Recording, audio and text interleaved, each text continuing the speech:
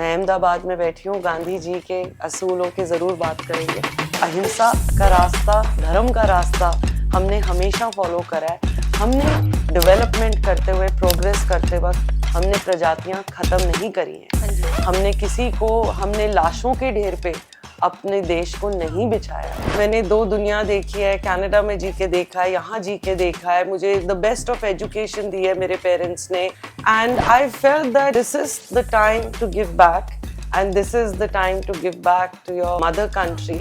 इनको मैं लाती हूँ प्यार करने के लिए और सेवा करने के लिए। बाकी मैंने सब कुछ उस पे छोड़ा है। जिसने पैदा किया है वही पालेगा, वही खिलाएगा, वही सब कुछ देखेगा। We average about 60 to 90 cases a month. As an individual, as an organization, I am helping 60 to 90 cases a month. So अगर एक औरत रोज भी एक केस पोस्ट कर रही है, 30 केसेस मैं महीने के कर रही हूँ, हर एक case what does it take from me? आपने तो वो 2 मिनट की वीडियो देखी कि वो उठा के ले आई, मगर वो केस, कोई केस ऐसा होगा जो 4 दिन रहेगा मेरे पास, कोई केस ऐसा होगा 2 महीने, 4 महीने, depending on the reason I've picked it up. And sometimes those cases can also be my children for my life. If I've picked up a paralyzed case, a blind case, an invalid, a neurological case, जिसको अब मैं सड़क पे दोबारा नहीं छोड़ सकती, वो जिंदगी भर के लिए मेरा ही बच्चा है। जानवर तो स्कूल नहीं जा रहा, जानवर जॉब्स नहीं कर रहा, और जानवर को तो ये भी नहीं पता कि आप उसकी तादाद को कंट्रोल करना चाहते हैं। We are playing God. We could not play God with humans. आज इंडिया की तादाद, हमारी पॉपुलेशन चाइना को बीट कर चुकी है। हम इंसानों में तो चाहे कितना भी हमने समझा लिया, हम नहीं कर सके जिनके पास विवेक, सद्बुद्धि और कॉन्शियसनेस है। मगर हम जानवर के ऊपर ही अपना पावर दिखाएंगे, उन्हीं के साथ गलत ट्रीटमेंट करेंगे, तो ये देश जो G20 में वासुदेवाय कुटुंबकम का मॉरल को प्रमोट कर रहा था, क्या इसे वासुदेवाय कुटुंबकम बोलते हैं कि आप किसी प्रजाति, जो प्रजातियां आप पे डिपेंडेंट है, जिनके आप केयर टेकर्स हैं, आप उनके साथ दुर्व्यवहार करें, उनकी जिंदगी खराब करें? Is this really humanity? Is this really वासुदेवाय कुटुंबकम? These children, ये जो बेजुबान है, आप नोटिस करोगे ये घड़ी की तरह चल, अगर इनके खाने का वक्त 6 बजे है शाम को, तो 6 बजे ही आपको खड़े मिलेंगे, इनको पता है इनकी रोटी का वक्त हो गया। So who is more intelligent? Who is more superior? हम या ये लोग? आज के इस पॉडकास्ट में हम उनके बारे में जानेंगे जो बेजुबान जानवरों की ज़िंदगी में रोशनी बन के आई है। इंडियन ब्रीड्स को ही क्यों अडॉप्ट करना चाहिए? अगर कोई इंसान एनजीओ शुरू करना चाहता है, उनको कौन सी समस्याएं आ सकती है, जानवरों का ध्यान कैसे रख सकते हैं, उनका खाना सब प्रबंधित कैसे कर सकते हैं, आज इस पॉडकास्ट में आप सीखेंगे।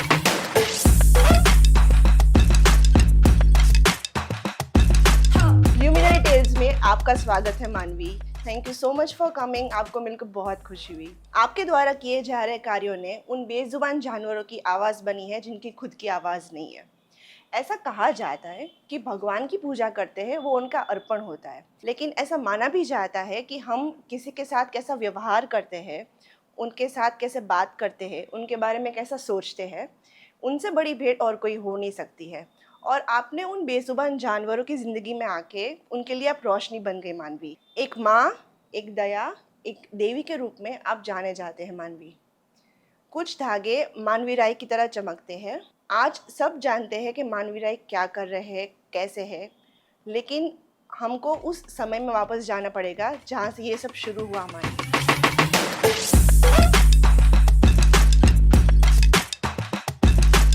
थैंक यू सो मच अपने पहले पॉडकास्ट में मेरे को इनवाइट करने के लिए। I feel blessed, I feel honoured, और मेरी बहुत बहुत शुभकामनाएं आपको। I hope your Endeavour is very very successful. Thank you मानवी। शुरुआत जहाँ कोविड ने बहुत से लोगों की ज़िंदगी बदली, मेरे लिए भगवान ने एक नया रास्ता कार्व आउट करा। मेरे लिए ये सारी जर्नी एक ऑर्गेनिक जर्नी है। मैं लॉकडाउन में यहाँ थी इंडिया में, मैंने बेजुबान को पूरे गांव में खाना खिलाना शुरू करा, एंड उस वक्त मेरे आंखों के सामने केसेस आने लगे।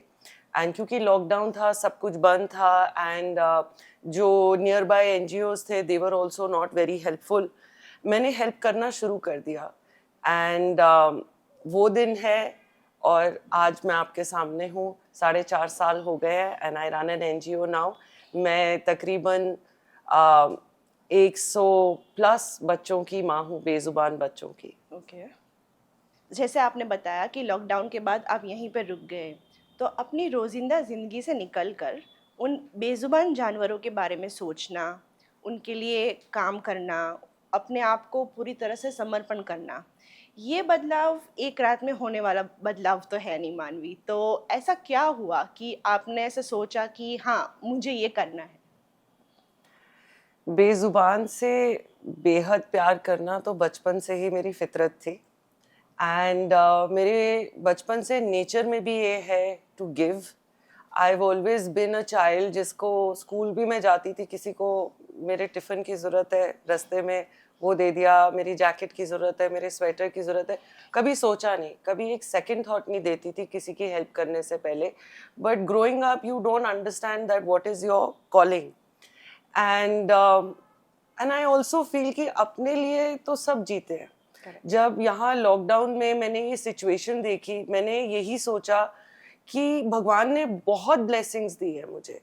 मैंने 2 दुनिया देखी है, कनाडा में जी के देखा है, यहाँ जी के देखा है, मुझे द बेस्ट ऑफ एजुकेशन दी है मेरे पेरेंट्स ने। And I felt that this is the time to give back and this is the time to give back to your mother country. मुझे ऐसा लगा दैट ईश्वर खुद मुझे रास्ता दिखा रहा है। मुझे जो मैं बचपन से चाहती थी टू डू चैरिटी या to be of use to society और नेचर, वो अपने आप वो दरवाज़ा मेरे लिए खोल रहा है। एंड सच माने तो बिना सोचे बस I just dived into it कि ये मेरे सामने है, इस जीवन की मुझे मदद करनी है। और वो एक जीवन की मदद करते करते आज ना जाने शायद मैं गिनती भी नहीं कर सकती कितने बच्चों की हम लोग हेल्प कर चुके हैं। या ये अपने आप में एक बहुत बड़ा अचीवमेंट है मानवी। जब हम कोई नया काम शुरू करते हैं, हमको पता नहीं होता है कि कैसे करेंगे, बट हम जब उसमें होते हैं, हम अपने आप उसमें ऐसे खो जाते हैं, समझने लगते हैं कि कैसे करना है। And that is how I feel that आप यहाँ तक पहुँचे हैं एंड आपने समझा है कि उनको क्या ज़रूरत है, क्या करना है। फिलहाल उद्गम चैरिटेबल ट्रस्ट में कितने बच्चे हैं और उनका इलाज कैसे चल रहा है, क्या स्थिति है वहाँ पर? इस वक्त 100 के करीब डॉग्स हैं हमारे पास। 1 घोड़ा है, ओके। 3 नंदी हैं और हमारे पास 1 गौ माता है। एंड भगवान की दया से बहुत बढ़िया चल रहा है। We have a very big team. हम 15 लोगों की टीम है, 2 से शुरू किया था। हमारे पास 24 आवर पैरावेट्स है। We have a full time vet with us because इतने बच्चों के साथ you cannot be negligent at all. किसी भी वक्त at the end of the day ये जानवर हैं, आपस में लड़ सकते हैं, किसी की भी तबीयत ख़राब हो सकती है। तो वक्त के साथ वी हैव बिकम स्ट्रोंगर। और जहाँ तक इन बच्चों की देखरेख की बात है, I always new from the start that ये एक सेवा घर होगा। मैं इसको एक टिपिकल संस्था की तरह नहीं चलाऊंगी कि जहाँ पर मैं हफ्ते में 1 दिन जाके रजिस्टर्स चेक कर रही हूँ और मैंने अपने कर्मचारियों पे या अपनी टीम पे इन बच्चों को सौंपा हुआ है। मैं जब इन्हें अपना बच्चा बोल रही हूँ, ये सचमुच में मेरे बच्चे हैं। चाहे आज तादाद 100 से ऊपर है, हर बच्चे का नाम है। ओके। हर बच्चे की जिसे बोलते हैं एटीट्यूड मैं जानती हूँ, उसकी लाइक्स, उसकी डिसलाइक्स। और मैं चाहती हूँ कि लोग इस बात को समझें कि this is a 24 hour job in the sense कि हमारे पास तकरीबन 20 पैरालाइज्ड बच्चे हैं।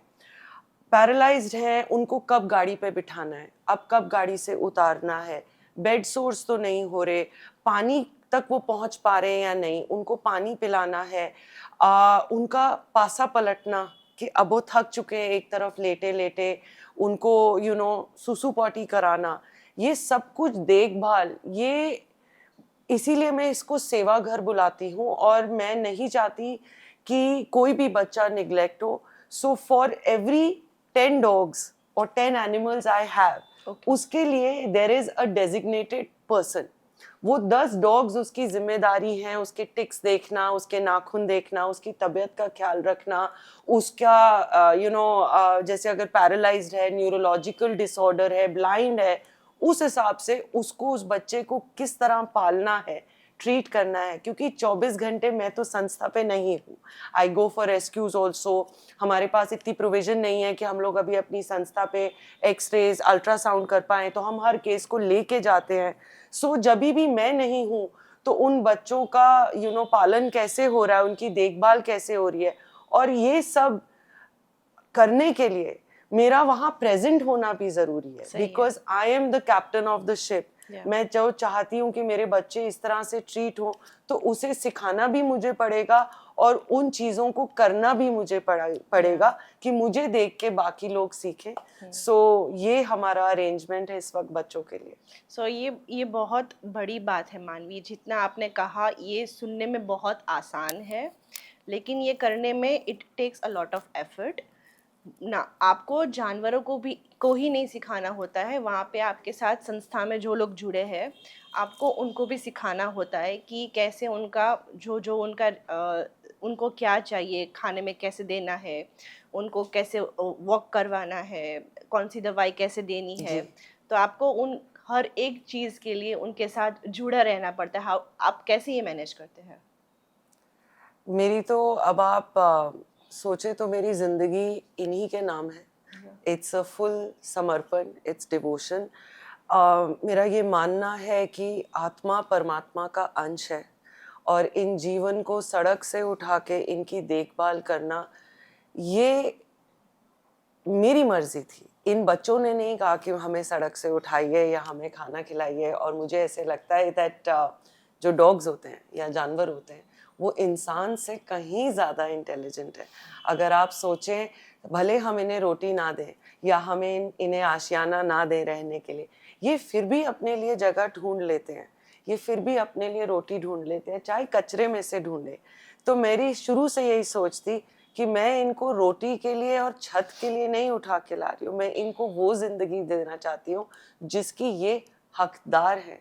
अगर ईश्वर ने बनाया है तो इनके भी उतने ही राइट्स और उतना ही हक है जीने का, खुशी से, in peace, happily, without any fears, जो इनको सड़कों पे नहीं मिलता है। तो वो जिंदगी मैं इन्हें प्रोवाइड करूंगी अपनी संस्था पे। सो मेरी सुबह शुरू होती है इनके साथ।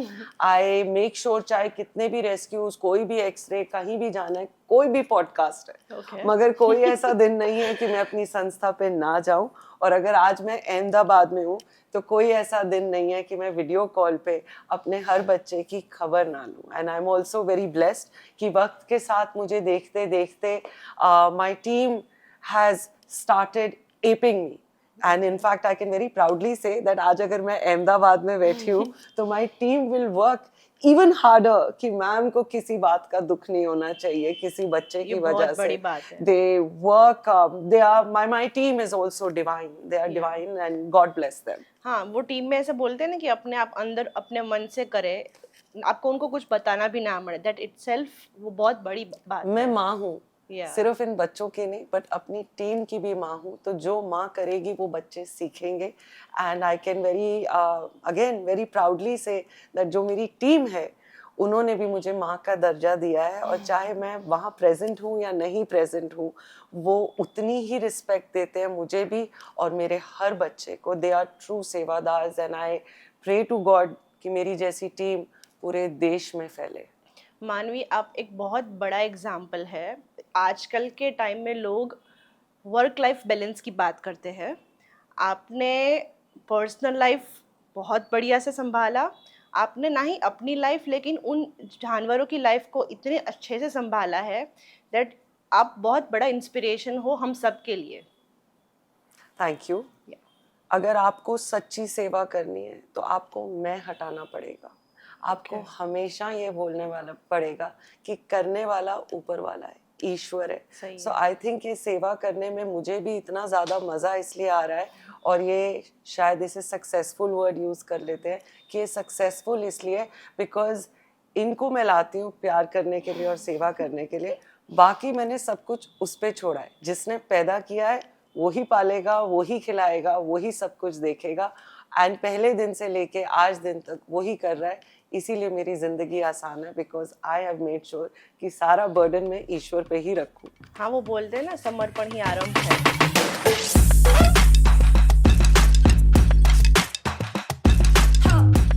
मान लीजिए मानवी कि यहाँ पर अहमदाबाद में किसी को एनजीओ शुरू करना है, तो वो कैसे कर सकते हैं? मैं अपने एक्सपीरियंस से ही बता सकती हूँ। अहमदाबाद में अगर या देश में कहीं पर भी कोई ये शुरू करना चाहता है, पहली बात तो बेबी स्टेप्स। आप एकदम से एक बड़ा जंप मत लीजिए कि मैंने लैंड भी ले ली, मैंने ये भी कर लिया। Start by helping one child at a time. जैसे लोग बोलते हैं कि मुझे नहीं पता, मेरे पास तो जगह नहीं है, मेरे पास एम्बुलेंस नहीं है, मेरे पास फंड्स नहीं है। हम सबके पास 1000-1500 होते हैं। और I think when you see a case that you need to help, उस वक्त ये सोचने के बजाय कि कोई और हेल्प करे, this is not rocket science. I always say compassion, humanity, हमदर्दी, ममता, ये अंदर से आती है, ये कोई कॉलेज नहीं सिखाता। मेरे भी लोग ऐसे सोचते हैं कि शायद मैंने कोई प्लानिंग करी होगी। मैंने डॉग रेस्क्यू में कभी MBA नहीं करा, मैंने कोई PhD नहीं करी है। And I want to clarify कि डॉग्स नहीं, चाहे गाय हो, चाहे नील गाय हो, मोर, बंदर, जैकॉल, हाइना, मैंने ये सब कुछ रेस्क्यू करा है। सो कैसे किया? बस एक चाह थी कि मदद करनी है, और जब आपकी चाह सच्ची हो, आप आगे बढ़िए, मदद करिए। आप किसी भी ऑटो, अगर एम्बुलेंस नहीं है, आप किसी भी ऑटो वाले, टैक्सी वाले को आप एक्स्ट्रा 200-300 रुपए बोलिए, ऑफर करिए कि I want to help this dog, they will allow you to keep the dog in their vehicle. वो भी मना नहीं। डॉक्टर के जाइए एंड हेल्प करिए, एक बार कोशिश तो करिए। आपको कैसे पता कि डॉक्टर कितने का बिल बनाएगा, क्या समस्या आने वाली है? लोग पहले ही डर जाते हैं कि मेरी जेब से खर्चा होगा।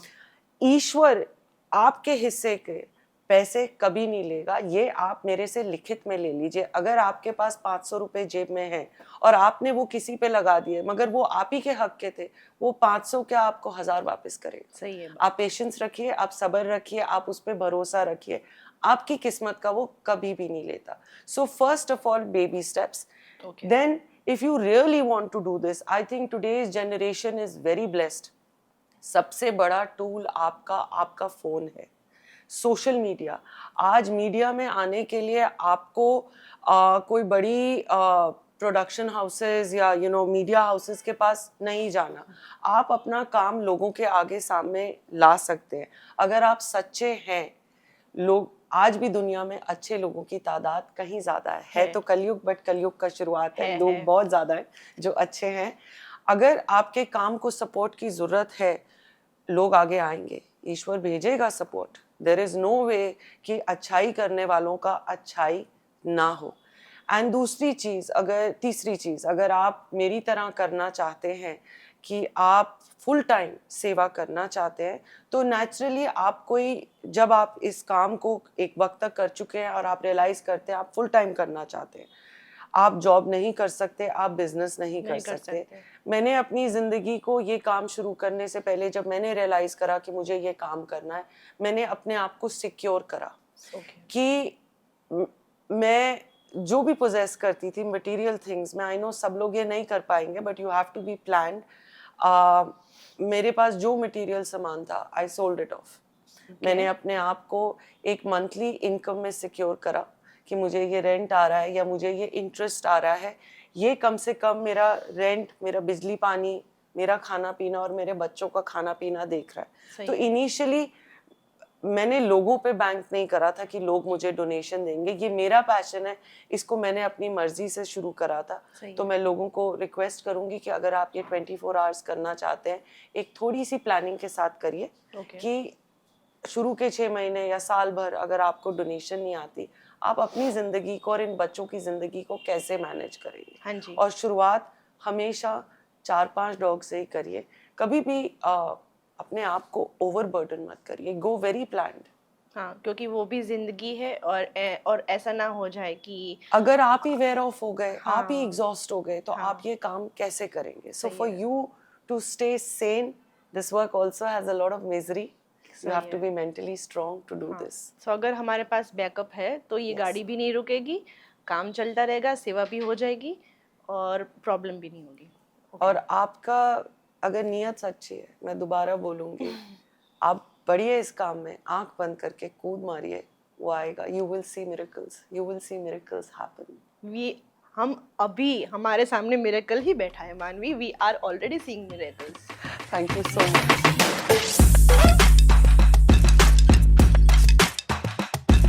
मेरा ऐसा मानना है कि आज के टाइम में इंसान को समझने में मार खा जाता है, फिर भी इंसान चाहता ज़रूर है कि मुझे डॉग अडॉप्ट करना है। आपने कई बार जिक्र किया है कि कैसे आपकी संस्था में तकरीबन 80 के आसपास डॉग्स ऑलरेडी है आपके पास, एंड आप लोगों को बोलते हैं कि लोग सामने आए, उन्हें अडॉप्ट करें, ताकि जो बाकी के बच्चे हैं आप उनकी मदद कर सकें। तो इसके बारे में आप क्या कहना चाहेंगे? वक्त के साथ अपनी रूट्स को, अपनी जगह को समझना बहुत ज़रूरी है। एंड ये काम करते हुए मैंने रियलाइज़ करा है कि बहुत से लोगों में अवेयरनेस नहीं है। And adoptions is the hardest part of my सेवा। लोग ये नहीं समझते कि हम रोज़ के रोज़ रेस्क्यूज़ कर रहे हैं और बड़े सारे ऐसे बच्चे हैं जो वापस रिलीज़ नहीं होंगे। संस्थाओं पे तादाद बढ़ती जाएगी, तो हेल्दी पपीज़ को, हेल्दी डॉग्स को अडॉप्ट करवाना बहुत ज़रूरी है हमारे लिए, ताकि हम उन बच्चों को, नीडी बच्चों को शेल्टर दे चुके जिनको बहुत ज़रूरत है, जैसे पैरालाइज्ड हो गए, ब्लाइंड हो गए, ओल्ड डॉग्स हो गए। लोग ये भी अवेयर नहीं है that these breeds, these foreign breeds जो हमारे देश के लिए बनी भी नहीं है, जैसे आप देखेंगे ट्रेंड चला है हस्कीज, जर्मन शेपर्ड, इतने बालों वाले डॉग्स जो इस गर्मी के वेदर के लिए नहीं बने। These breeds came into our country with Britishers. इससे पहले हमारी अपनी भी ब्रीड्स हैं जो अब एक्सटिंक्ट हो रही हैं, जिनको लोग नहीं जानते, जैसे Rampur hound, Rajapalayam hound, Gaddi dog, बड़े सारे ऐसे हैं। You know, we have about 8 to 9 breeds जो एज इंडियंस हमको अपनी ब्रीड्स ही नहीं पता। एंड ये जो अडॉप्शन की आप बात बोल रहे हैं कि लोग निस्वार्थ तरह से लोग अडॉप्ट नहीं करते। Dogs have become a status symbol कि कौन सी गाड़ी खड़ी है मेरे घर में, इसके साथ मैचिंग ब्रीड क्या चाहिए। एक ज़माना था लैब्स और जर्मन शेपर्ड बड़े पॉपुलर थे, अब लैब्स और जर्मन शेपर्ड से भी हमें ऊपर जाना है। We want huskies, we want pitbulls. So are you really a dog lover? Because if you are a dog lover, आपके लिए कोई भी डॉग उतना ही क्यूट है जितनी ये ब्रीड है। और क्यों ना किसी ऐसे को घर दें और प्यार दें जिसको सबसे ज़्यादा ज़रूरत है, जो सड़कों पे भटक रहा है। लोग बड़ी आसानी से बोल देते हैं अपने धरोहर को, ये सड़क का कुत्ता। ये सड़क का कुत्ता सड़क पे इसलिए है क्योंकि एक तो आप उसकी ज़मीन छीन चुके हैं। 75 इयर्स में डेवलपमेंट के साथ आपने जानवर को उसके हक की ज़मीन कहीं नहीं दी। उसे नालियों में, कचरे में भटकने के लिए आपने छोड़ा है इस कंक्रीट जंगल में। और ये सड़क के कुत्ते इसलिए हैं क्योंकि आपको ब्रीड्स का शौक है। आप महंगी ब्रीड्स अडॉप्ट करना चाहते हैं, ना जस्ट इंडिया में, आप बाहर से भी बुलवाते हैं। लोग अब इंपोर्ट भी कराने लग गए। एंड बहुत से लोग ये नहीं समझ रहे कि इंडिया में जहाँ पर लॉ इतना वीक है, जो आप ब्रीड्स को खरीद रहे हैं, आप एक बहुत बड़े पाप को सपोर्ट कर रहे हैं। ये ब्रीडिंग जो इंडिया में चल रही है, जिस बेकदरी से, जिस दुर्दशा से फीमेल और मेल को मेट कराया जा रहा है, जिन अनहाइजीनिक कंडीशंस में, अनहेल्दी कंडीशन से इनको ट्रीट करा जा रहा है, आप उस पाप को सपोर्ट कर रहे हैं। आप जितना ये ब्रीड्स खरीदेंगे उतना ये ब्रीडर्स और ब्रीड करेंगे। जब फीमेल खोखली हो जाती है, वो हर 6 महीने बाद ये लोग बच्चे पैदा कराते हैं। सही है। वो एक वक्त के बाद बच्चे नहीं पैदा करती। जब वो हड्डियों का ढांचा हो जाती है, जब वो बीमारियों के घर हो जाती है, तो ब्रीडर्स क्या करते हैं? उसे रोटी खिलाएंगे, उसे पालेंगे? नहीं, उसको अबैंडन कर दिया जाता है। तो आप जो भी करते हैं, be very sensitive, be mindful. What are you doing? What are you supporting? It is very important. At the end of the day, ये देश कर्मों को और धर्म को मान्यता देता है। तो क्या हम जो भी करते हैं हमें सोच के नहीं करना चाहिए? मुझे ऐसा लगता है मानवी कि ये लैक ऑफ एजुकेशन का भी अभाव है। लोगों को, जो बच्चे आजकल के टाइम में अपने पेरेंट्स को बोलते हैं कि मुझे पग चाहिए, मुझे पोमेरियन चाहिए, ये मुझे लगता है कि उनको खुद को ही पता नहीं है कि किस तरह का डॉग वो लोग अडॉप्ट कर सकते हैं, कौन सी ब्रीड का ले सकते हैं। देसी बच्चे हमारे देश के लिए बने, इंडीज इंडिया के लिए बने। ये हमारी तरह स्ट्रांग है। आप हमें मिर्ची मसाले कुछ खिला लो, कड़कती धूप में खड़ा कर लो, कुछ नहीं होगा। Indian dogs are so sturdy and so strong, and they adapt to environments so quickly, and they are so intelligent. मेरे घर पे खुद संस्था के अलावा घर पे 3 देसी बच्चे हैं। They are so intelligent. और मैं अकेली औरत हूँ, अकेली रहती हूँ, मेरे दरवाजे की तरफ भी कोई नहीं आ सकता। इनसे ज़्यादा गार्ड डॉग कोई भी नहीं है। सबसे कम बीमारियाँ इंडी डॉग्स पकड़ते हैं। सही है। कोई हड्डी टूट गई, कुछ हो गया, इनकी recovery is very quick. German shepherds, huskies, beagles, they are delicate breeds. हाँ जी। They are delicate and they are not meant for our environment. आप इतने लोग मेरे पास ब्रीड्स लेके आते हैं, बीमार हैं या फ्यूमर बोन ब्रोकन है, स्पाइन डिसलोकेशन हो गई है, उनको रिकवर कराना बहुत मुश्किल है। It is very difficult. जो देसी बच्चा 4 दिन में या महीने में ठीक हो जाता है, उन बीमारियों के लिए ब्रीड्स ना जाने कितना वक्त लगाते हैं। उनके फूड भी you have to be very careful. But I again urge and I tell Indians, Indian dogs हमारे लिए बने, हमारी धरती पे जन्म लिए, हमारे लिए जन्म लिए, उन्हें गोद लीजिए। And they are very low maintenance, very low maintenance, and they're meant for us, and they're सही है। excellent guard dogs. They are Yeah. excellent.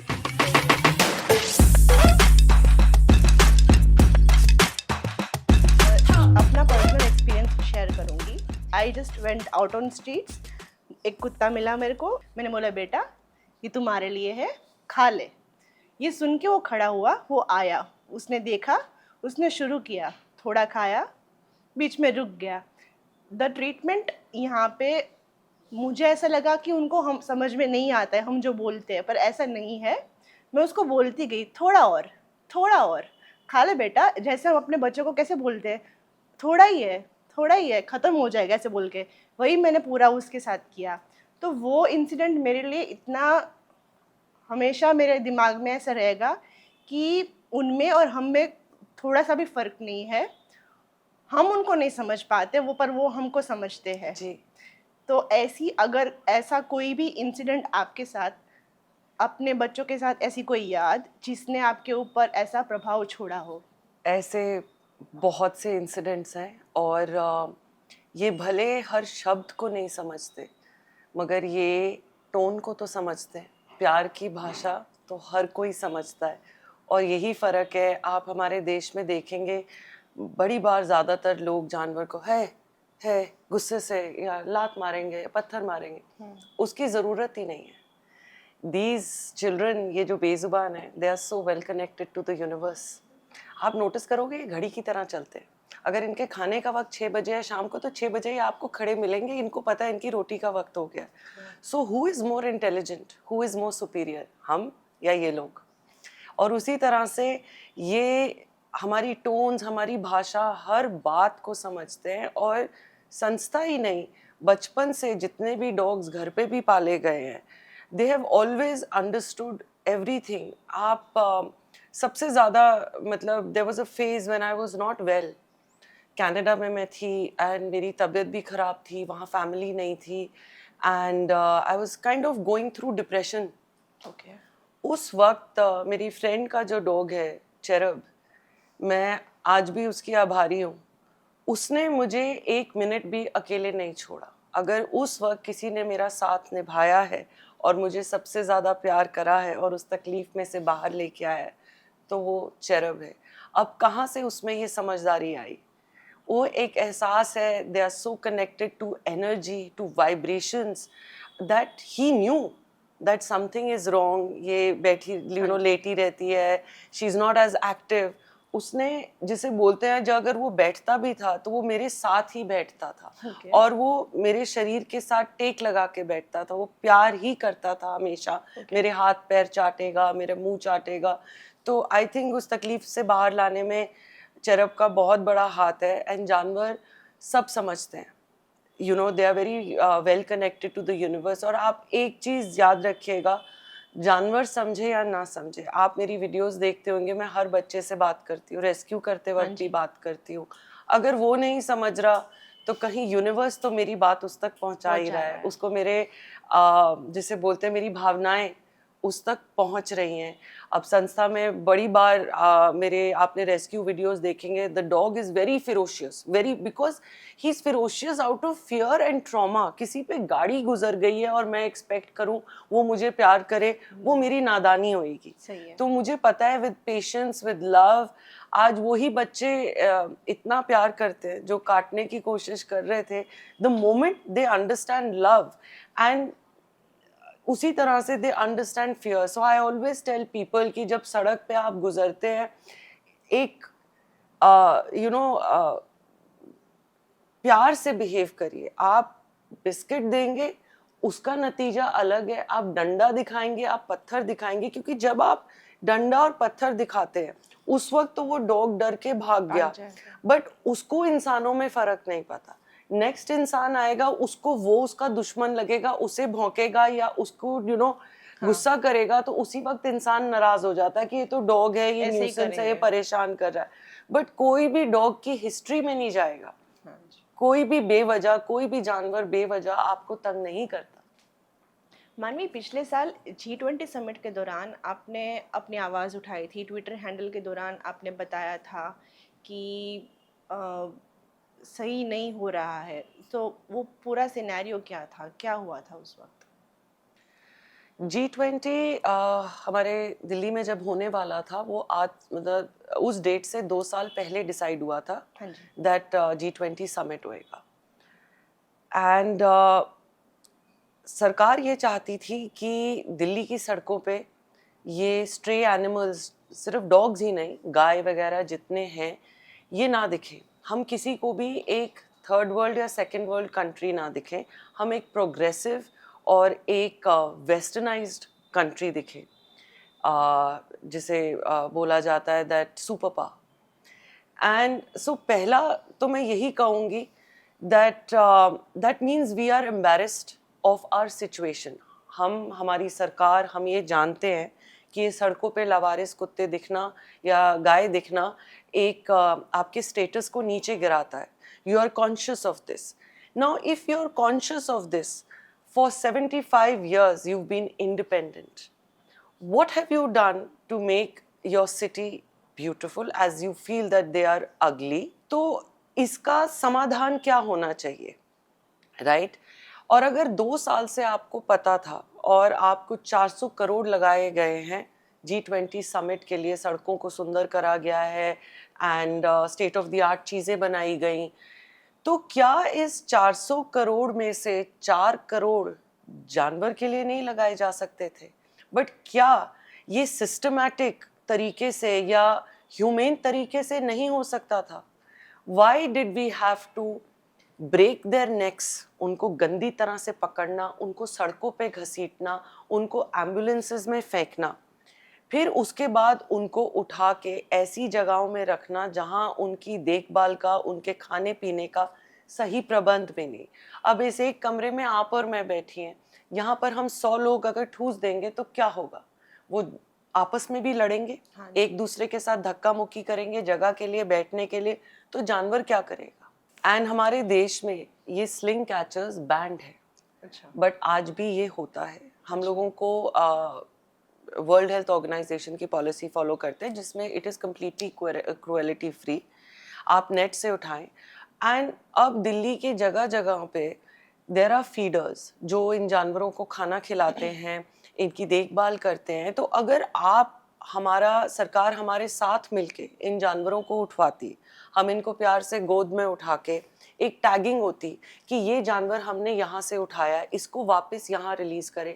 जब भी आप एक जानवर को उसकी लोकेशन से उठा के रीलोकेट कर देते हैं, अब वो जिस लोकेशन में जा रहा है, जो इन्होंने बेकदरी करी है जानवर के साथ, अब वो जानवर परेशान भी है, नई लोकेशन के जो जानवर हैं वो उसे अटैक करेंगे, आपस में इनकी लड़ाइयाँ होंगी, खाने के लिए लड़ाई होएगी। आपने सुप्रीम कोर्ट ने एक ऑर्डर पास करा हुआ है, Okay. हमारे ये जो डॉग्स हैं इनको कम्युनिटी एनिमल्स बोला गया, यानी हमारी तरह ये एक नागरिक है। ये जहाँ पैदा हुए, जहाँ बड़े हुए, जहाँ इन्हें खाना मिलता है, वो इनका घर है। आपने इनको जिंदगी भर के लिए इनके घर से दूर कर दिया, इनका जो केयर टेकर था, जो खाना खिलाता था, उनसे दूर कर दिया, तो उस बेजुबान पे क्या बीतरी होगी।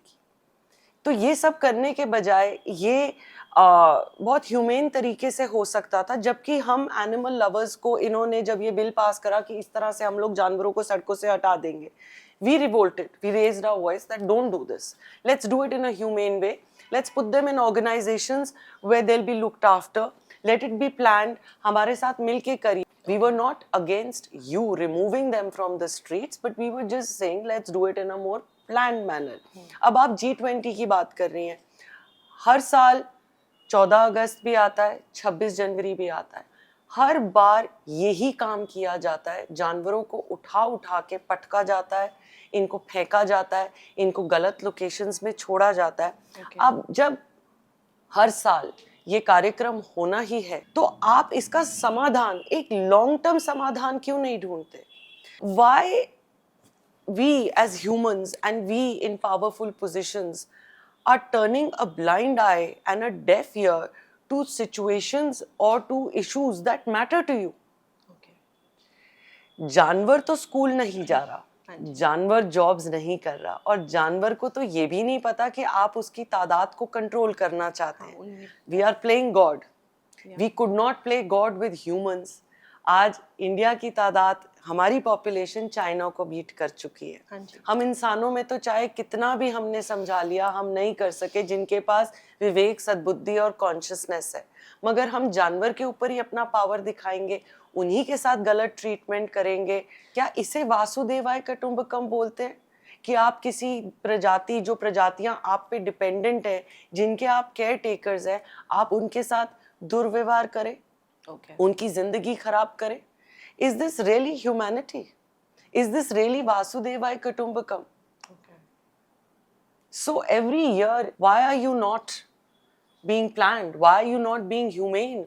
What is stopping us? If you consider yourself a superpower के हाथ क्या रोक रहा है? क्यों आप क्रूएलिटी कर रहे हैं? Right? आपकी बात सुन के मानवी, मेरे को एक सवाल और आ रहा है कि आपके जैसे और बहुत सारी महिलाएं होंगी जो स्ट्रे डॉग्स की मदद के लिए जाती होंगी, उनके लिए सेवा करती होंगी। आपने एक बार जिक्र किया था कि उनको भी ऐसी सेफ्टी की ज़रूरत है। बिल्कुल। हाँ जी। एक बहुत अनफॉर्चुनेट सिचुएशन इंडिया में इस वक्त चल रही है, ऑल ओवर इंडिया, जहाँ पर पहली बात तो हमारा कॉन्स्टिट्यूशनल राइट है, हमारे कॉन्स्टिट्यूशन में लिखा हुआ है कि जानवरों की सेवा करना, उन्हें खाना खिलाना, ये हमारी मॉरल ड्यूटी है। As citizens of this country we are suppose to look after them and feed them. फिर भी जो ये औरतें हैं, ये बच्चे हैं, जो सेवाकार हैं, देखें, अगर इंसान का भी पेट नहीं भरा होगा तो वो चोरी करेगा, वो गला काटेगा। सही है। आप बेजुबान को बोल रहे हैं कि रोटी ना खिलाइए, अगर किसी जानवर को 5 दिन खाना ना मिला तो वो क्या करेगा? वो भी परेशान होगा, और हो सकता है परेशानी में वो काट जाए आपको, या आपके हाथ से कुछ छीन ले। जैसे बंदर भी है, वो आपके हाथ से आके फ्रूट छीन लेते हैं। हाँ। राइट? इसमें उनकी कोई गलती नहीं है। आपने इस देश को बनाया ही ऐसा है, आपने नालियाँ और कंक्रीट सड़कें और ये कंक्रीट जंगल और बड़े बड़े वाहन छोड़े हैं उनके बीच में, जहाँ ये लोग अपने आप को डॉज कर रहे हैं। इनके पास रहने का आशियाना, इनके जंगल, कुछ भी नहीं छोड़ा है। अब आप कहते हैं कि इनको सड़कों पे भटकने के लिए छोड़िए, इनको रोटी भी मत खिलाइए। तो जो असली सेवाकार हैं ये औरतें, ये एक्चुअली बहुत बड़ी सेवा कर रहे हैं जानवरों को खाना खिला के, क्योंकि खाने के बाद वो शांत है। हाँ जी। वो एजिटेटेड नहीं है, वो अग्रेसिव नहीं है, वो फिरोशियस नहीं है, वो शांति से अपनी जगह पे जाके सो रहे हैं। इनको अप्रिशिएट करने के बजाय आज इन औरतों को मारा जा रहा है, एंड ये एक बहुत ग्रेव सिचुएशन है, बिकॉज जानवर के लिए तो लॉ है ही नहीं हमारे देश में। आप एसिड अटैक कर सकते हैं, आप गोली मार सकते हैं, आप फांसी दे सकते हैं, सरकार की आंखें और कान बिल्कुल बंद है। आज 64 years हो गए हैं, animal law has not been amended, but does women safety and life also matters? अखबारों में आ रहा है, हर जगह आ रहा है। गौर सिटी में रिसेंटली हुआ है, एक माँ बेटी को मॉब ने पकड़ के मारा है। उनका गुनाह क्या था? उनका गुनाह था जानवर को खाना खिलाना। हाँ जी। क्या ये गुनाह है? पुण्य का काम करने के लिए सड़कों पे बहू बेटियां पिट रही हैं and nobody is concerned. So when these things happen, I always raise my voice and say, जानवर की तो आपको कदर नहीं है, क्या आप बहू बेटियों की भी नहीं है? सही है। जिस देश में कन्या, लक्ष्मी, सरस्वती, माँ, अन्नपूर्णा सब कुछ बोला जाता है, असलियत तो हमारी ये है। दिन दिहाड़े बेटियां सेफ नहीं है खाना खिलाने के लिए। It has become a very difficult situation. My inbox is also full where constantly young kids and young girls and women are messaging me. I think it's time that our law and order bodies, हमारी सरकार इस बात पे ध्यान दे, सहायता करें औरतों की, बच्चों की, एंड स्पेशली अगर वो कोई गुनाह नहीं कर रहे, वो सिर्फ अपने कॉन्स्टिट्यूशन को फॉलो कर रहे हैं।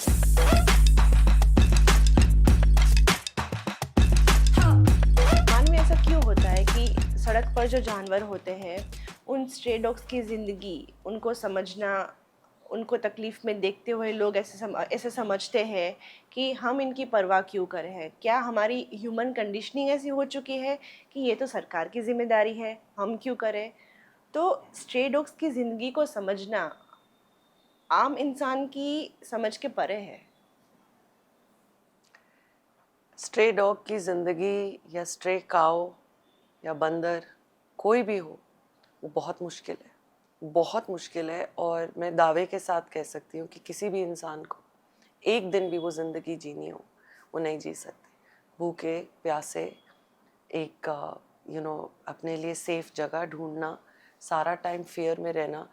Many people don't understand this कि ये जो जानवर हैं, इनको आपकी बाइक्स, गाड़ियाँ, ये कुछ नहीं समझ आ रहा। उन्हें नहीं पता ये क्या है। उनके लिए जैसे एक बच्चा भी होता है, हम लोग घर पे सिखाते हैं कि सड़क कैसे पार की जाती है, पहले लेफ़्ट देखो, फिर राइट देखो, फिर लेफ़्ट देखो।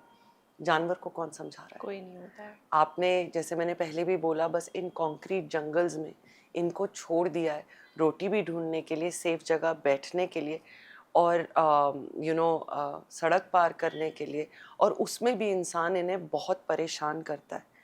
यस, किसी भी देश में सरकार की जिम्मेदारी होती है अपने wildlife, nature and animals को देखना, but that doesn't mean that as नागरिक हमारी कोई रिस्पॉन्सिबिलिटी नहीं है। Nature, animals, they belong to all of us.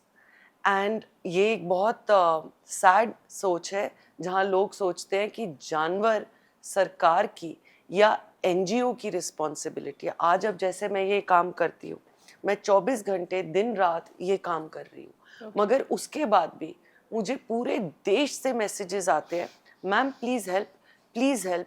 I see young talented people, robust people, moneyed people saying, हमारी गली में एक कुत्ता है, आप हेल्प करो।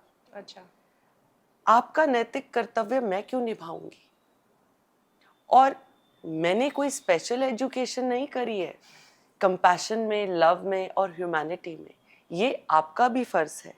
और अगर चुनिंदा संस्थाएं हैं, अगर हम सिर्फ दिल्ली की बात करते हैं, दिल्ली में अगर 60 या 70 संस्थाएं हैं जानवरों की हेल्प करने के लिए, जिन सबके पास एक लिमिटेड ज़मीन होएगी, 500 गज से लेके 1000 गज की एक संस्था के पास ज़मीन है, और 11 लाख कुत्ते हैं सड़कों पे, तो आप ये उम्मीद कैसे रख सकते हैं कि हम इन सब को ले लेंगे और हम इन सब की मदद करेंगे? एक संस्था, आप ये सोचते हैं कि हम सिर्फ रेस्क्यू कर रहे हैं, हम रेस्क्यू भी कर रहे हैं, हम संस्था भी चला रहे हैं, हम एक 24 घंटे की ऑर्गेनाइजेशन को चला रहे हैं रेस्क्यू के साथ। So how can people expect something that they don't want to do themselves? This is a feeling of entitlement कि मैंने बस एक मैसेज कर दिया और मेरा नैतिक कर्तव्य पूरा हो गया। फिर लोग बोलते हैं हमें नहीं पता क्या करना है। कैसे नहीं पता? आपके परिवार में अगर कोई बीमार है तो आपको पता है ना, आप डॉक्टर के लेके जाते हैं। हाँ जी। तो जब आप किसी की टांग टूटी हुई देखते हैं, किसी को खून में लथपथ देखते हैं, तो आपको गूगल सर्च करना आना चाहिए ना, नियरेस्ट वेट, हाँ जी, right? correct. What is so difficult? You have just dial, you can, check, just dial पे who are the nearest vets, ambulances, NGOs, but that will to help is not there. Because आज society बहुत conceited, selfish और mindless हो चुकी है। सबको बस अपने लिए जीना है और अपना पैसा आप सड़क के कुत्ते के लिए कैसे खर्च सकते हो? It's waste of money. It is not waste of money, this is the biggest puja. ये सबसे बड़ी पूजा है जो आप कर सकते हैं, जो आप किसी मंदिर में जाके नहीं कर सकते। किसी बेजुबान की, किसी निहत्ते की, किसी ऐसे जीव की जो मिजरी में पड़ा हुआ है, उसकी हेल्प करना किस मंदिर से जाना कम है? सही है। सबसे बड़ी पूजा है ये। And I think as a society, as a nation, we all need to understand this, come forward and start helping animals. We have to realize there are millions of animals on the streets and very few NGOs. सही है। It is humanly not possible for NGOs to look after all animals. And the last thing that I would love to tell people that yes, पैसों की ज़रूरत होती है इस काम में, मगर ये कभी मत भूलिएगा, ये कागज़ के नोट और ये सिक्के ईश्वर ने नहीं बनाए। उसकी लिस्ट में सबसे लास्ट में ना पैसे आते हैं, वो ईश्वर ने नहीं बनाए। So he doesn't care about your money, he cares about your karma. Keep your karma right. पता नहीं किस रूप में नारायण मिल जाएंगे, शायद वो नारायण ही सड़क पे पड़े हुए हैं उस वक्त लथपथ खून में और अपनी टांग तोड़ के, और वो आपको पुकार रहे हैं, और शायद वो आपका एक मौका था नारायण की सेवा करने को, और अगर आप उससे मुंह मोड़ के जा रहे हैं तो वो आपके खाते में लिखा जा रहा है। सो बी वेरी केयरफुल। मानवी, आप बच्चों को तकलीफ में देख के आप माँ के रूप में आ जाती है और फिर उनको ठीक करने के लिए आप पूरे अपने आप को समर्पण कर देते हैं उस चीज़ में। कई बार ऐसा भी होता है कि आप कुछ बच्चों को बचा नहीं सकते क्योंकि उनकी स्थिति ऐसी होती है। हमने सुना है आपके साथ ऐसा हुआ था कि एक दिन में आपको 11 केसेस हैंडल करने पड़े थे। कैसे किया था आपने? I always say life first. जिंदगी से कीमती कुछ नहीं है। जो ऊर्जा आप में है वही ऊर्जा इन जानवरों में और मेरे में है। सो मैंने 9 गांव गोद लिए हुए हैं और हम इनके लिए 24 घंटे काम करते हैं। एक्सीडेंट होते वक्त ना तो जब कोई विपदा आती है वो सुबह के 3 बजे भी आ सकती है, 2 बजे भी आ सकती है। We are always ready. And 9 cases आए हैं उस वक्त हमें ना किसको बोलें और हाँ किसको बोलें। हाँ तो सबको ही बोलेंगे। उस वक्त we have to put our car in 5th gear. हमें काफ़ी कुछ मैनेज करना पड़ता है। एम्बुलेंस एक थी, मगर दैट डजंट मीन कि हम दूसरे केसेस की हेल्प नहीं करेंगे। उसी वक्त हमने हमारे एरिया में जो टैक्सीज हैं, ऑटो ड्राइवर्स हैं, उनको कांटेक्ट करा।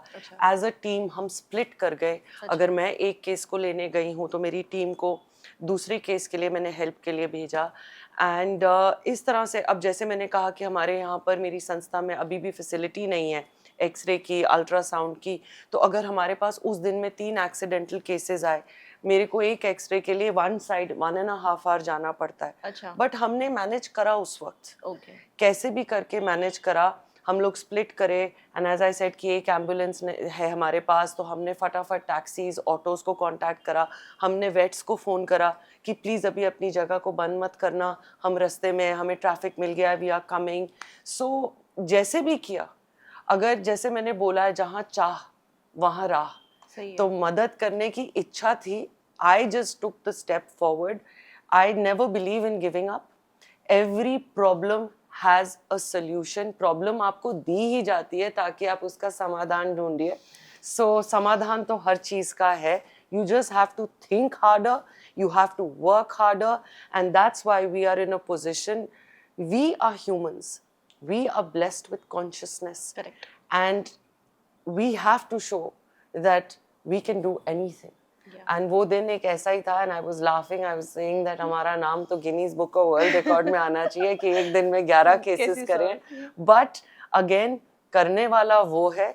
We only showed that no matter what, हम किसी भी हद तक जाएंगे हर जिंदगी की हेल्प करने के लिए, एंड वो हमारा साथ देता गया, and fortunately with his grace we were able to help all the 11 children. Excellent मानवी।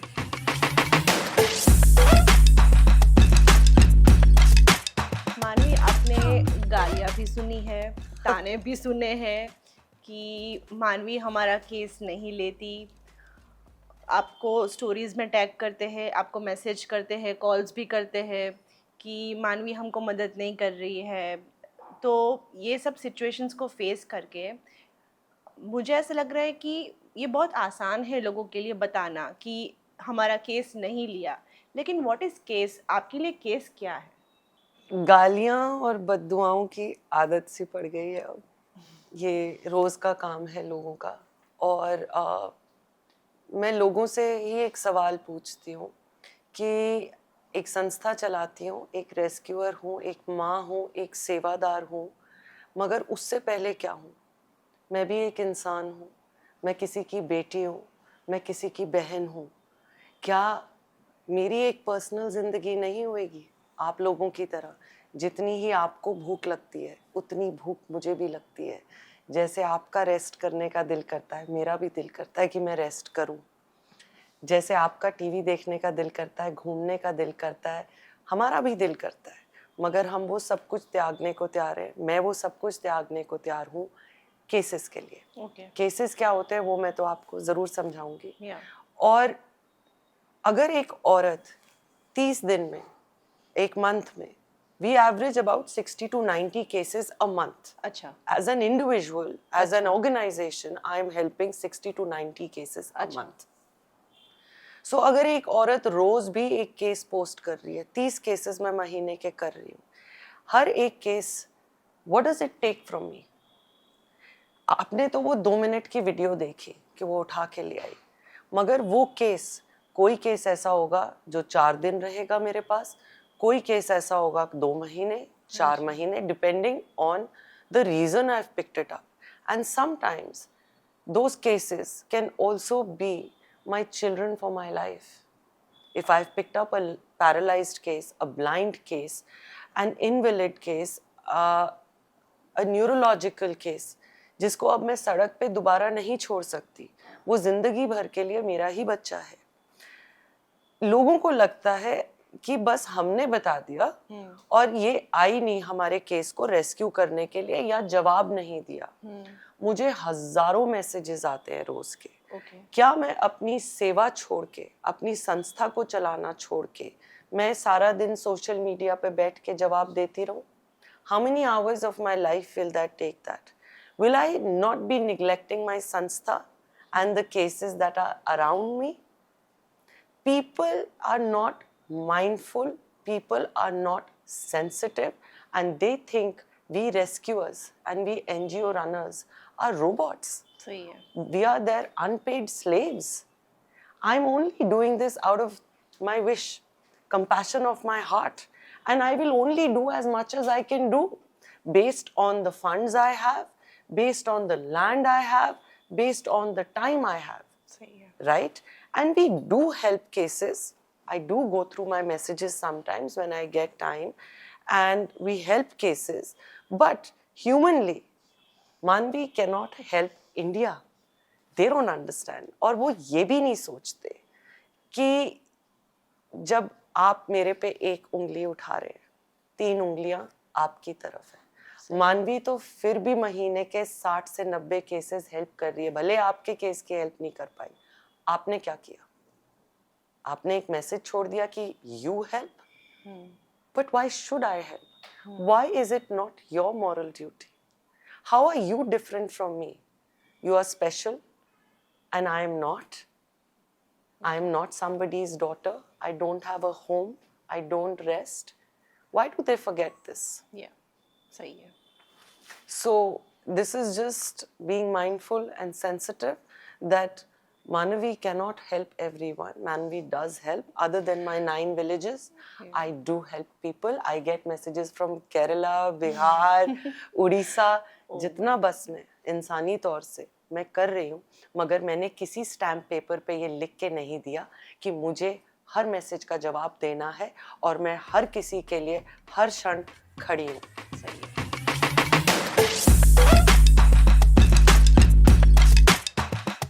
मानवी, एक इश्यू मैंने नोटिस किया है कि आपने एक बार रील शेयर की थी लोगों के साथ। आपने बताया था कि कैसे आपके ट्रस्ट का पूरा महीने का खर्चा तकरीबन 4 से 5 लाख तक का हो जाता है, बच्चों का खाना, उनकी दवाइयाँ और वो सब। और फिर भी पीपल आपके ऊपर इल्ज़ाम भी लगाते हैं कि आप फंड रेज़ करते हैं, गलत कर रहे हैं एंड ऑल दैट। तो क्या हुआ था वहाँ पे? आपको क्यों ये सब लोगों को सामने आके बताना पड़ा था? हुआ क्या था वहाँ पे? यस, मेरे महीने का खर्चा 4 से 5 लाख रुपए of running the organization and rescue work that I do. And plus, there are many other challenges also that people don't realize.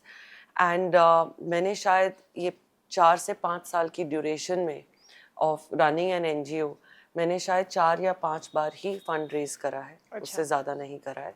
And फिर भी लोगों के अंदर ये फीलिंग्स आती हैं कि हम एनजीओ वाले चोर होते हैं, हम फ्रॉड होते हैं, एंड हम आप मेरे कोई भी प्रोफाइल खोल के देख लीजिए, लोग बोलते हैं कि मैम आप डोनेशन लिंक क्यों नहीं डालते। हाँ जी। मैं इसीलिए नहीं डालती, मेरी डोनेशन लिंक कहीं पर भी पोस्टेड नहीं है, बिकॉज शुरू से मैंने एक चीज़ बिलीव करी है कि रोटी खिलाने वाली और दवाई का खर्चा उठाने वाली मैं नहीं हूँ। जिसने पैदा करा है वो ही पालेगा। और मैंने हमेशा से अपनी संस्था को गुरुद्वारों के प्रिंसिपल्स पे चलाया है कि लंगर और सेवा ऊपर वाला चलाता है, लोग खुद आके जुड़ते हैं, एंड गुरुद्वारे कभी भीख नहीं मांगते। तो आज दिन तक जब भी मैंने फंड रेजिंग करी है, जब भी मुझे लगा है कि नाउ, जैसे हमने पीछे एक घोड़ा रेस्क्यू करा था, तो घोड़े वाले से घोड़ा लेने के लिए मुझे उसको ई रिक्शा लेके देना था। अच्छा। जो अनदर 2.5 लाख का खर्चा था। संस्था चलाने के साथ मैं वो नहीं कर सकती थी। तो तब मैंने फंड रेजिंग करी थी। And again I will say there are lot of beautiful people on this earth, and बड़े लोग आगे आए, उन्होंने मुझे सपोर्ट करा। और जिस तरह से लंगर चलाने के लिए, सेवा चलाने के लिए ईश्वर अपने फरिश्ते भेजता है, मेरे उद्गम को चलाने के लिए भी, मेरे गुरु के घर को चलाने के लिए भी लोग जो आते हैं वो ईश्वर के भेजे हुए फरिश्ते हैं। अनडाउटेडली लंगर के साथ, सेवा के साथ फरिश्ते खुद जुड़ते हैं। और मेरी जिन भावनाओं से मैंने ये शुरू करा, जिस फिलॉसफी और जिस आइडियोलॉजी से मैंने शुरू करा कि ये गुरुद्वारा है और मैं कभी हाथ नहीं फैलाऊंगी, God has supported that philosophy of mine, those ideologies of mine, मेरा विश्वास। एंड बहुत से लोग हैं अब जो खुद से आगे आके बोलते हैं कि हम दवाई डोनेट करना चाहते हैं, हम खाना डोनेट करना चाहते हैं, हम आपके लंगर के साथ जुड़ना चाहते हैं। सो इन्हीं प्रिंसिपल्स पे उद्गम चल रहा है आज। एंड उद्गम आज एक ऐसे स्थान पे है जहाँ वो कर रहा है और छोटे रेस्क्यूअर्स और वॉलंटियर्स को सपोर्ट।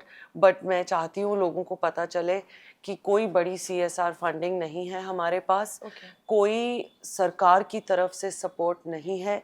तो मैं लोगों पे ही बैंक करती हूँ, बेशक रोज़ नहीं मांग रही, but I am banking on people that they come forward and support.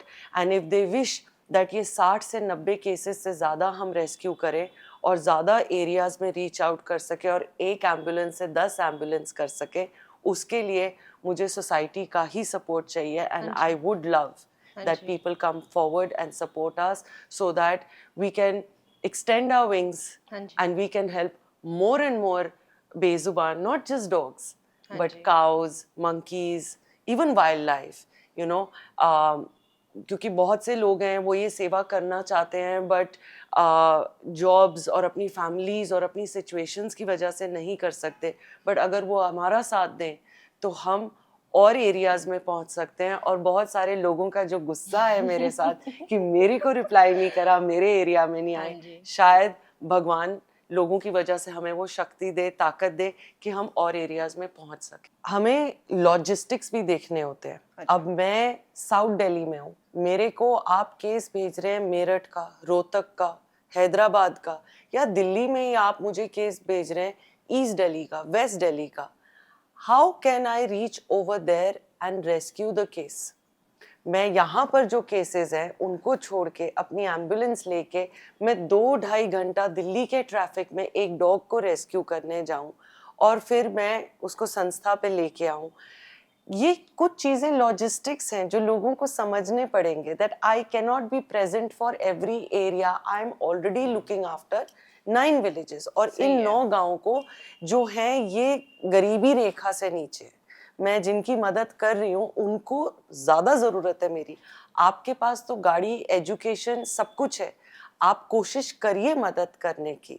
So logistics भी देखने होते हैं। एक चलती हुई संस्था को छोड़ के जाना 2-2.5 घंटे दूर, वो भी हमारे लिए, हमारी संस्था निग्लेक्ट होती है, हाँ जी। राइट? फिर अगर मैं कहीं जा रही हूँ, जैसे 2 घंटा दूर या 1 घंटा दूर, एक पैरालाइज्ड केस को उठाने के लिए, लोग बोल देते हैं हम आप तक ले आएंगे। आप मेरे तक लेके तो आ रहे हैं केस को, आप मेरे फंड्स की सिचुएशन समझिए, आप मेरी ज़मीन की सिचुएशन समझिए कि अगर 800 गज ज़मीन मैंने अभी इन 9 गांव के लिए रखी है और 4 साल में मेरे पास 20 पैरालाइज्ड केसेस हो गए, तो अगले 4 साल में मेरे पास 40 होंगे। तो अगर मैं ये ज़मीन इन 9 गांव के लिए नहीं रखूंगी और मैं पूरे, क्योंकि हमारे देश में the misery is unlimited, it is a never ending misery, तो मैं एक वक्त के बाद अपने एरिया की तो हेल्प कर ही नहीं पाऊंगी।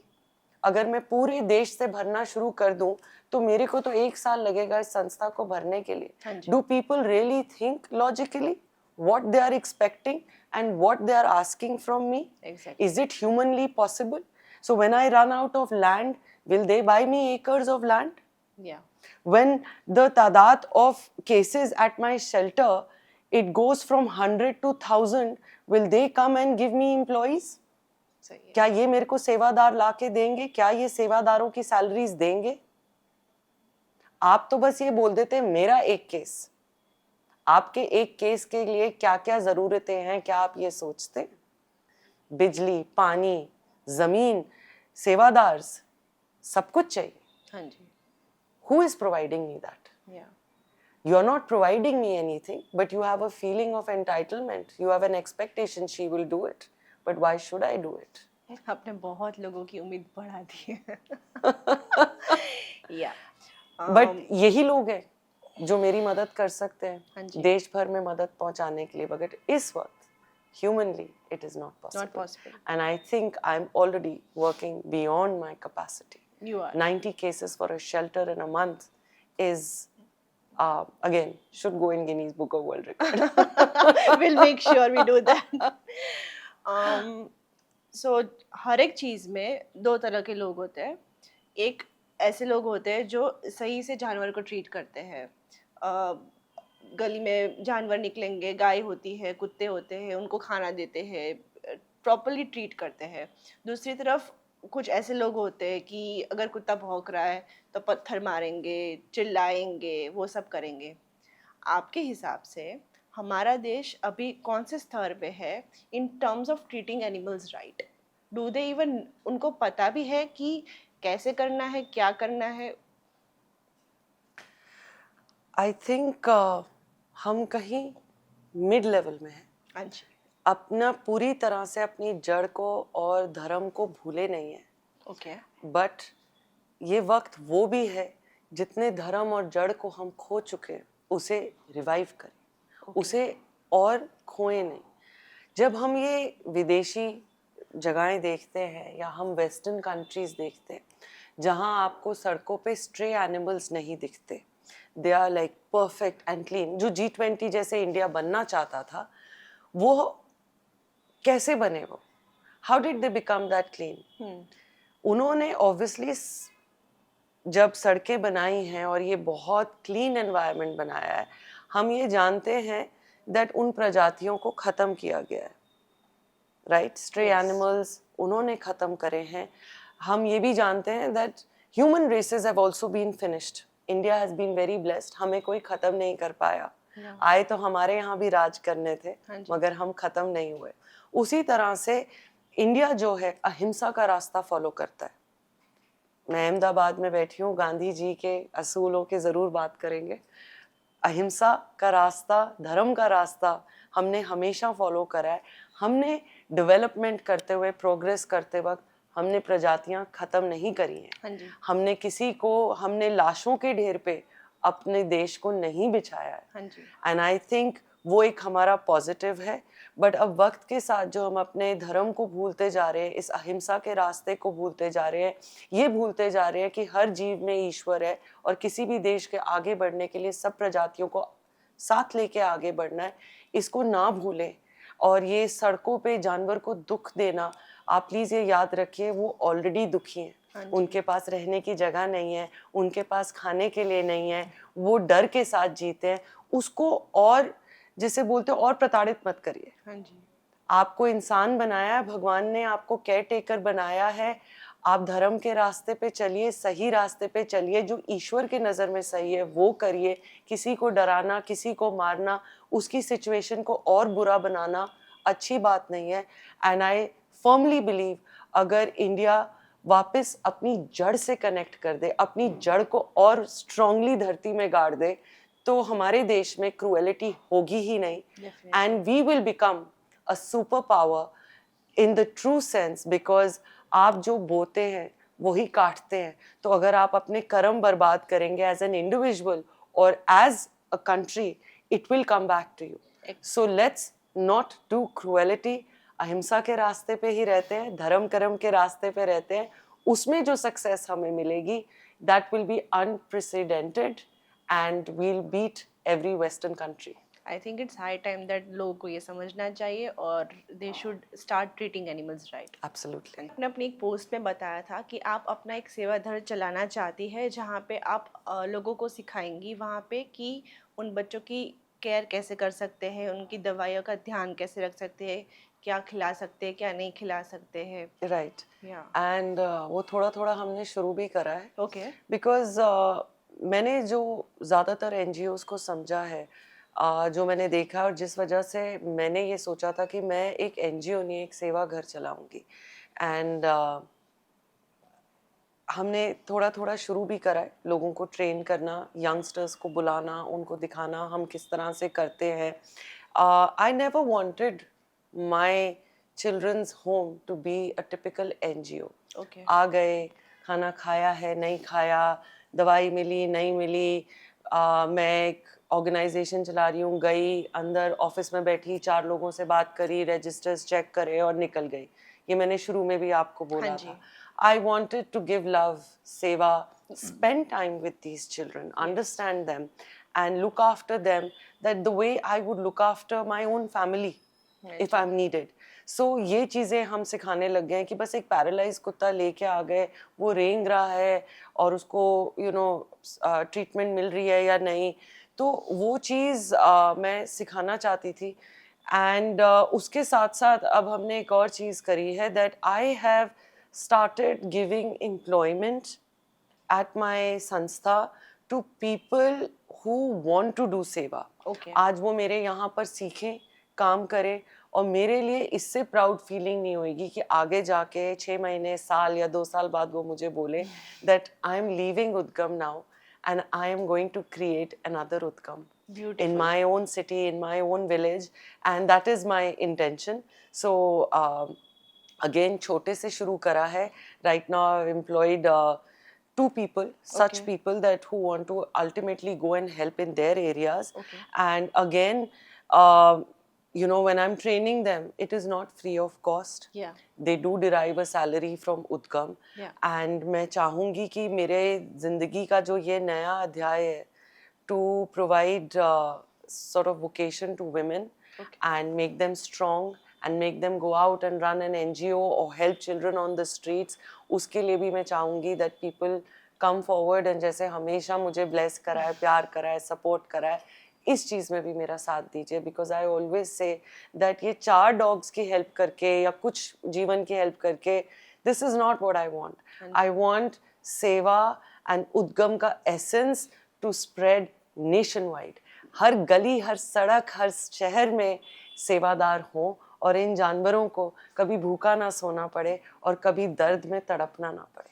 सो मैं लोगों को यही बताना चाहूँगी, इवन हमने बात की थी कि यंगस्टर्स जो एनजीओ शुरू करने का सोच रहे हैं, जिनके दिमाग में चल रहा है कि मुझे भी एनजीओ करना है, वो आपके पास आ सकते हैं, सीख सकते हैं कैसे करना है, एंड आफ्टर दैट वो अपना उद्गम ट्रस्ट शुरू कर सकते हैं। Yes. फिर चाहे वो कहीं And पे भी right हो। now I'm doing it at a small scale because again you know, many people are reaching out to me Okay. for this, but मैं इस वक्त सक्षम नहीं हूँ, फाइनेंशियली इतनी स्ट्रांग नहीं हूँ, बट मैंने ये स्टार्ट कर दिया है endeavor, and as usual I've left it to the universe, to God, कि वो मुझे ताकत दे, and मेरी ताकत आवाम ही है, लोग हैं, सोसाइटी है, मेरी ताकत बने ताकि मैं और औरतों की और महिलाओं की और जानवरों की और लोगों की हेल्प कर सकूं सही है। और सेवादार क्रिएट कर सकूं, ट्रेन कर सकूं, सही है, स्थिति को मानवी। बेहतर कर सकूं।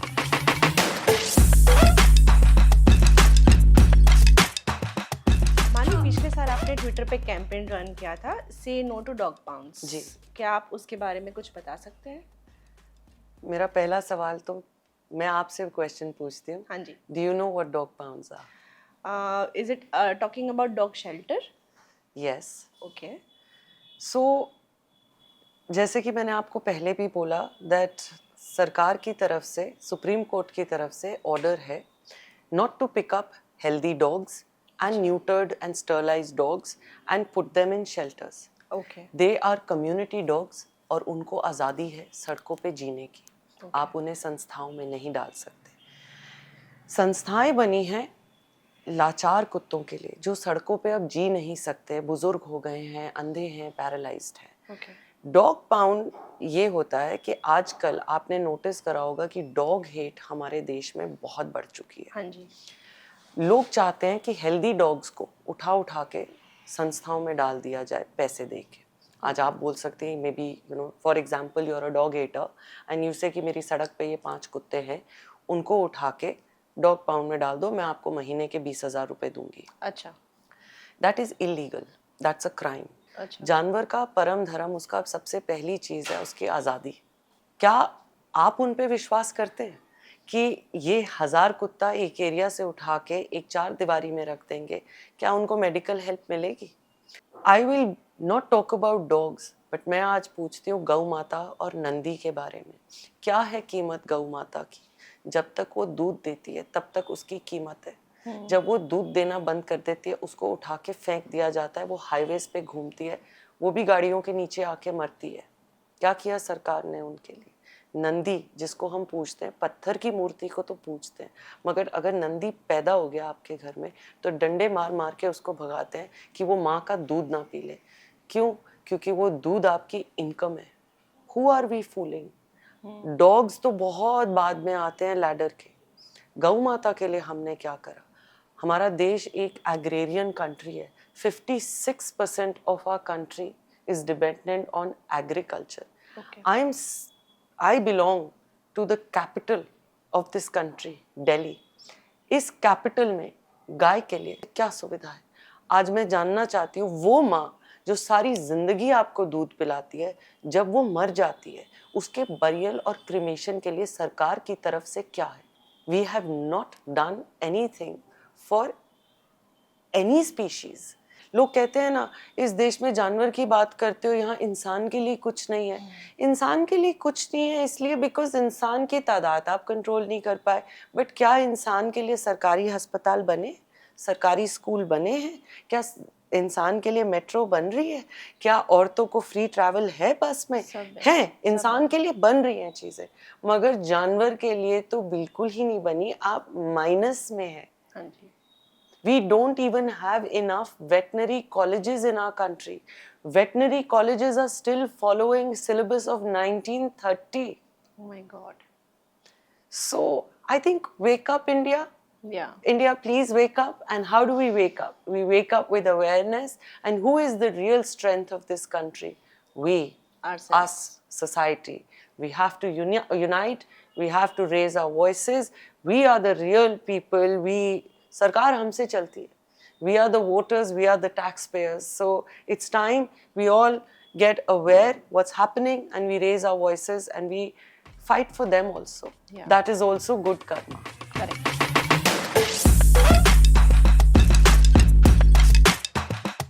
तो मानवी, हमने जितना भी आपके काम के बारे में जाना, हमने ये समझा कि क्या करना ज़रूरी है, क्या नहीं कर पा रहे हैं। आपके अनुसार स्ट्रे डॉग्स या बेजुबान जानवर ही बोल दीजिए, व्हाट इज़ द फ्यूचर? मेरा दिल और मेरा दिमाग और मेरा एक्सपीरियंस ये कहता है that things will get positive and better, not just for dogs, for every species. And the reason I say this is now you will see कि धीरे धीरे ये trend of adopting Indian dogs, even by celebrities, from Bollywood stars to cricketers, ये बढ़ रहा है. Okay and बहुत सारी जगहों पे भले प्रताड़ित किया जा रहा है, बट अब जानवरों को खाना खिलाना, उनकी मदद करना धीरे धीरे ये बढ़ रहा है. एंड ये नॉलेज मेरे को मेरे सोशल मीडिया से भी आती है, from the messages I get, you know, how people are fighting for animals and how people are now getting stronger. And ज़्यादा से ज़्यादा लोग अब आगे आ रहे हैं. एंड मुझे ये लगता है दैट जैसे जैसे ये तादाद बढ़ती जाएगी, जैसे कि मैंने कहा कि बदलाव लाने वाले हम सोसाइटी ही है, हम ही लोग हैं. मेरा ये दिल कहता है that we are going to unite, और ये आवाज़ और बुलंद होती जाएगी, ये मोमेंटम पिक करती ही जाएगी. एंड मुझे लगता है दैट जो सरकार ने लॉ नहीं बदला 1960 से 1960 हाँ, वो अब बदला जाएगा. उसके लिए बहुत लोग आवाज़ उठा रहे हैं, बहुत लोग इस बात को लेके परेशान हैं. एंड अब हमारे जो यंग जनरेशन पुलिस भी आ रही है, a lot of them, I see them on Instagram also, they are very sensitive towards animals. And I think together we'll create a difference, and together we'll have a positive impact on the lives of these stray animals, not just dogs. So I'm looking forward to a better India for animals as well. अब जो लोग Twitter पे भी आवाज़ उठा रहे हैं and you know social media पे, आई थिंक सरकार तक भी ये आवाज़ पहुंच रही है. There is awareness and I think they are bringing about a change. धीरे धीरे कर रहे हैं बट चेंज ला रहे हैं. And I am sure parliament में भी इन चीज़ों को बहुत लोगों ने रेज करा है कि अब लॉ बदलना चाहिए. And we should consider you know them living peacefully and with dignity as important. And अब जब ये आवाज़ उठने ही लगी है तो सरकार की तरफ से आई थिंक चेंजेस आ रहे हैं, एंड आई एम श्योर और स्ट्रेंथन करेंगे रूल्स को. So I am very hopeful and I know the process has already started. कोई भी चीज़ एक रात में नहीं बदलती, हर चीज़ को समय लगता है. बट अब मुझे ऐसे लग रहा है वो टाइम बहुत नज़दीक है जब इन जानवरों के हित में चीज़ें होंगी.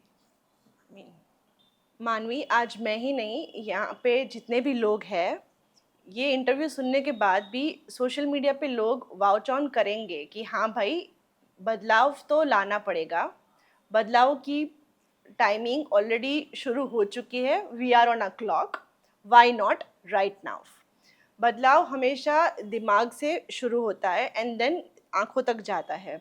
अगर हमारे सामने कुछ ऐसा हो रहा है जो नहीं होना चाहिए, तो मैं क्यों करूँ से लेके मैं क्यों ना करूँ, वो बदलाव जो हमें लाना है. I will request all of you कि आगे आइए, उन बेजुबान जानवरों की मदद करिए. अगर आप एनजीओ शुरू करने का भी सोच रहे हैं, इससे बेहतर मौका नहीं हो सकता है. So why not right now. Let's do it together. I thank you so much for coming here. Manvi, it was really great interviewing you. Thank you. Thank you so much. My pleasure. And मैं सबको बोलना चाहूँगी, बेजुबान की आवाज़ बनोगे तो खूब बुलंद करना अपनी आवाज़, उनको आपकी ज़रूरत है. और अगर एनजीओ ना सही, अगर एक भी जानवर आपके सामने जिसको आपकी मदद की ज़रूरत है, प्लीज़ उसे इग्नोर मत करिए. Thank you.